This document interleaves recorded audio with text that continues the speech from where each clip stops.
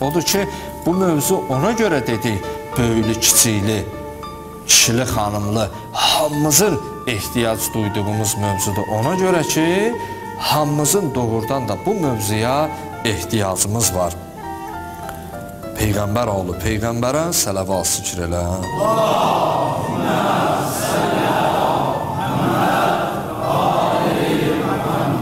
Əlbəttə ki, tarixdə böyük şəxsiyyətlər, böyük ibrətlər qoyub gediblər.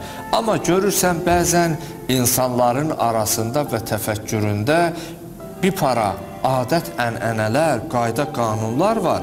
Kör təbii olaraq insanlar ona tabi olur.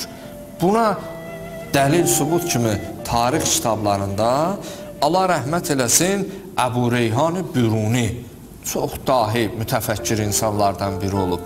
Deyir, bu Əbu Reyhan Biruni çox dərin düşüncəli, bilgə, savada malik olan insanlardan dövründə bu belə bir fikir irəli sürür ki, almazın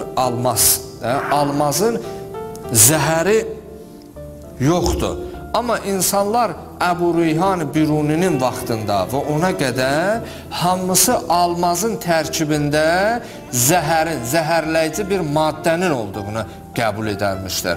Əbu Reyhan Biruni bunu öz şagirdlərinə belə isbatlamağa çalışdıqda, öz şagirdləri arasında öncə deyilənlərin, insanların fikrində olan almazın tərkibində zəhər vardır sözünü qəbul edib, öz ustadları ilə belə müxalifət edərdilər.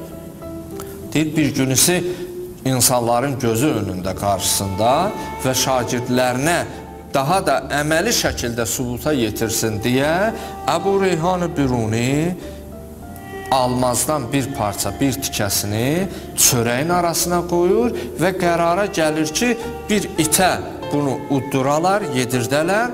Əgər ölmüş olsa, zəhər onda təsir qoymuş olsa, hamı qəbul eləyək ki, bəli, almazın tərkibində zəhər var.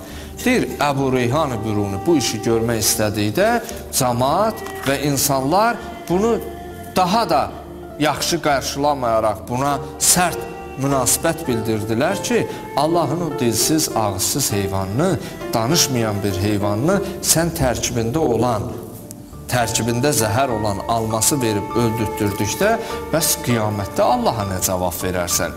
Əbu Reyhan Biruni bu cəmaatın sərt münasibətinə baxmayaraq, hər kəsin gözü önündə çörəyin arasında almazı itə uddurur, yedirdir. Bir müddət üstündən keçir, itdə heç bir təsir qoymadığından və hər kəs o etiraz edənlər, qəbul etməyənlər onu qəbul edirlər. Odur ki, nəticə etibarı ilə o ibrətlərdən insanın özünün də daxilində ibrət götürməyə meyilli olmasa, gördüklərinin heç biri insanda təsir qoymaz. Gərək o edilən, eşidilən moizələri insan dinlədikdə daxilində özünü gözətçi kimi, o etdiyi söz və ifadəyə nəzarətçi kimi və özünü əgər müalicə etməyə çalışmasa, heç zaman o sağalmağa, düzəlməyə məhkum ola bilməz.